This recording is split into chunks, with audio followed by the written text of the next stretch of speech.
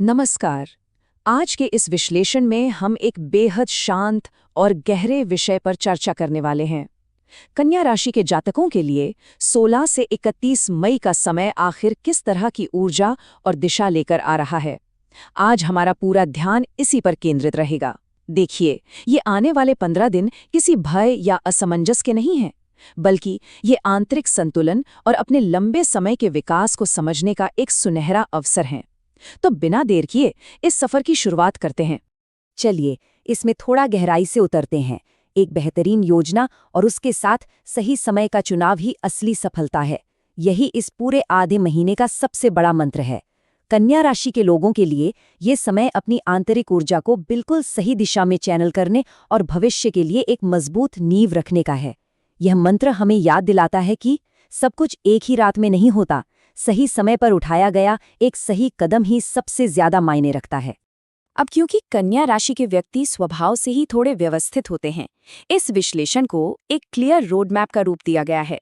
पहला मुख्य थीम यानी विषय, दूसरा करियर, तीसरा पैसा और वित्त, चौथा आपकी रिश्ते, पांचवा स्वास्थ्य और अंत में कुछ बेहतरीन अलाइनमेंट रेमेडीज। तो चलिए एक एक करके इन पर विचार करते हैं। शुरुआत करते हैं हमारे पहले मुख्य विषय से, परफेक्शन और डिसिप्लिन यानी पूर्णता और अनुशासन। यह सबसे जरूरी बात जो समझनी है वो ये कि कन्या एक पृथ्वी तत्व की राशि है। इसका सीधा सा मतलब क्या है? एक बेहद प्रैक्टिकल, अनुशासित और हर छोटी से छोटी बात पर ध्यान देने वाला स्वभाव, जो प्राकृतिक रूप से परफेक्शन यानी पूर्णता की तलाश में रहता है। और सच कहूं तो आने वाला ये समय इसी मूल स्वभाव का एक बड़ा टेस्ट लेने वाला है। परफेक्शन की यही आदत इस दौरान परखी जाएगी। इस आधे महीने को हम दो हिस्सों में बांट कर देख सकते हैं। 16 से 21 मई तक का जो समय है ना, वो एक प्रेशर फेज की तरह लग सकता है। एक्स्ट्रा काम होगा, प्लानिंग का बोझ महसूस होगा और शायद खुद पर या दूसरों पर ज्यादा आलोचनात्मक होने का मन भी करे। लेकिन ठीक इसके बाद 22 से 31 मई का समय एक रिलीज फेज है। यहाँ क्लियर रिजल्ट्स मिलेंगे और अटके हुए प्रोजेक्ट्स पूरे होंगे।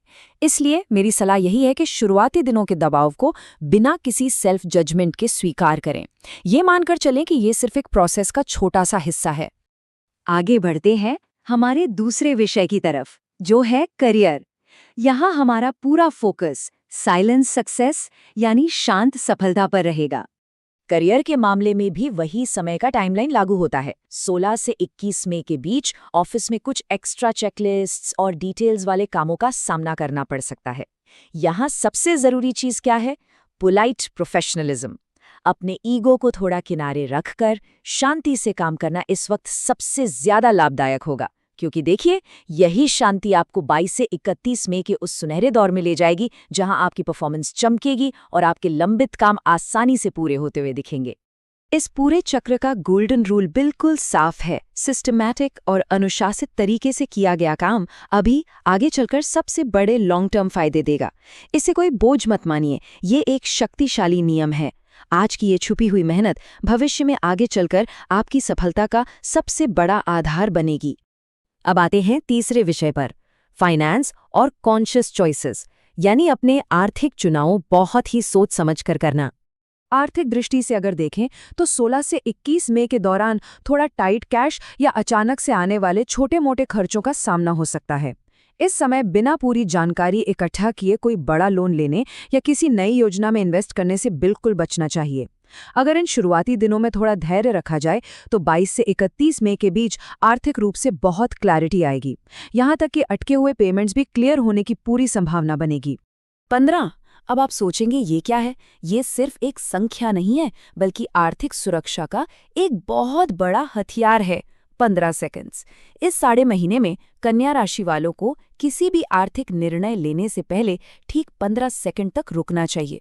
बस खुद से एक छोटा सा सवाल पूछिए, क्या ये खर्चा मेरे भविष्य को सुरक्षित कर रहा है या सिर्फ अभी के लिए एक झूठी तसल्ली दे रहा है? यकीन मानिए, ये एक छोटा सा पॉज आपको कई परेशानियों से बचा सकता है। हमारा चौथा विषय है रिलेशनशिप्स और एक्सेप्टेंस यानी हमारे रिश्ते और उनमें स्वीकृति। रिश्तों के मामले में भी समय का यह असर बिल्कुल साफ दिखेगा। 16 से 21 मई के बीच ऐसी स्थिति बन सकती है जहां पार्टनर या परिवार से आपकी उम्मीदें बहुत ज्यादा जुड़ जाएं या फिर उनमें छोटी छोटी कमियां निकालने का मन करे। देखिए, ये फॉल्ट फाइंडिंग की जो आदत है ना, ये रिश्तों में थोड़ी दूरी ला सकती है।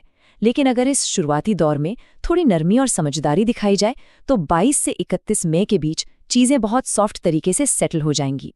और जो लोग सिंगल हैं, उनके लिए इस दौरान किसी स्टेबल और लॉन्ग टर्म सोच वाले व्यक्ति से मिलने का एक बेहतरीन संयोग भी बन रहा है। इस एक बेहद गहरे नियम पर ध्यान देना जरूरी है। परफेक्शन सिर्फ अपने काम में रखें, रिश्तों में थोड़ा लचीलापन रखें। कन्या राशि के लोगों के लिए ये समझना सच में बहुत जरूरी है कि आपका ये डिटेल लविंग नेचर आपके काम में तो फायदा देता है, लेकिन इंसानों के साथ थोड़ी नरमी और उनको वैसे ही स्वीकार करना भी आवश्यक होता है। अब आते हैं 5वें विषय पर, हेल्थ, यानी अपने स्वास्थ्य का ध्यान रखना और थकान पर काबू पाना। क्या आप जानते हैं कन्या राशि का एक सबसे विशिष्ट गुण जो है, यानी ओवर थिंकिंग, हर चीज के बारे में बहुत ज्यादा सोचना। दरअसल वही आपको शारीरिक रूप से सबसे ज्यादा थकाता है। ये रिजिड माइंडसेट सीधे तौर पर एक गहरी थकान, सर दर्द और टेंशन के रूप में बाहर आता है। सच कहूं तो हमारी एनर्जी सबसे ज्यादा इस मानसिक तनाव से ही ड्रेन होती है। तो अब इस साइकिल को तोड़ें कैसे? इसके लिए एक बिल्कुल क्लियर और आसान रूटीन अपनाना मददगार होगा। पहला स्टेप, रोज सुबह 10 से 15 मिनट की हल्की वॉक या स्ट्रेचिंग जरूर करें। दूसरा स्टेप, दिन में थोड़ा सा समय डीप ब्रीदिंग या गहरी सांस लेने के लिए निकालें। और तीसरा, सबसे अहम स्टेप, अगर आपका काम लगातार बैठने वाला है तो हर 2-3 घंटे में 5 से 10 मिनट का ब्रेक जरूर लें। ये छोटे छोटे कदम आपकी मानसिक थकान को दूर करके आपका फोकस कई गुना बढ़ा देते हैं। और अब हमारा छठा और आखिरी विषय, अलाइनमेंट रेमेडीज, यानी आंतरिक ऊर्जा को संतुलित करने के कुछ बेहतरीन उपाय। देखिए, ये उपाय कोई चमत्कार या जादू नहीं है, बल्कि ये एक शांत और प्रैक्टिकल माइंडसेट बनाए रखने के शक्तिशाली टूल्स हैं। पहला उपाय, सुबह पानी पीते समय ओम बुद्धाय नमः का जाप करें या खुद को एक क्लैरिटी एफर्मेशन दें कि आज मेरी ऊर्जा बिल्कुल सही जगह लगाई जाएगी। ये बहुत लाभदायक होता है। दूसरा, हर दिन एक संकल्प लें कि गलतियों को सहन किया जाएगा और खुद को बार बार कोसना बंद किया जाएगा। और तीसरा, हरे या सफेद रंग को एक सटल सपोर्टिव सिंबल की तरह इस्तेमाल करें। ये रंग आपको उस शांत और ठहरी हुई कन्या ऊर्जा की याद दिलाते रहेंगे। तो इस पूरे आधे महीने का सार आखिर क्या निकल कर आता है?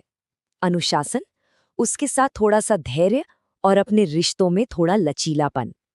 जब इन तीनों ऊर्जाओं का मिलन होता है ना, तो न केवल ये समय आसानी से निकल जाता है, बल्कि आने वाले जून महीने के लिए एक बेहद मजबूत आधार, एक बिल्कुल स्ट्रॉन्ग बेस भी तैयार हो जाता है। तो चलिए इस विश्लेषण को एक गहरे और प्रभावशाली विचार के साथ यही समाप्त करते हैं। अगर अपने काम में अनुशासन और रिश्तों में स्वीकृति, इन दोनों को पूरी तरह से अपना लिया जाए, तो सोचिए ये आपके इस पूरे साल की नींव को कितना बदल सकता है। इस पर शांति से विचार जरूर कीजिएगा। मुझे उम्मीद है कि ये विश्लेषण आपके लिए सार्थक रहा होगा। कमेंट्स में अपने अनुभव और विचार साझा करना ना भूलें, ताकि आगे भी ऐसी ही काम की जानकारियों के साथ हम मिलते रहें। अपना ख्याल रखिए। धन्यवाद।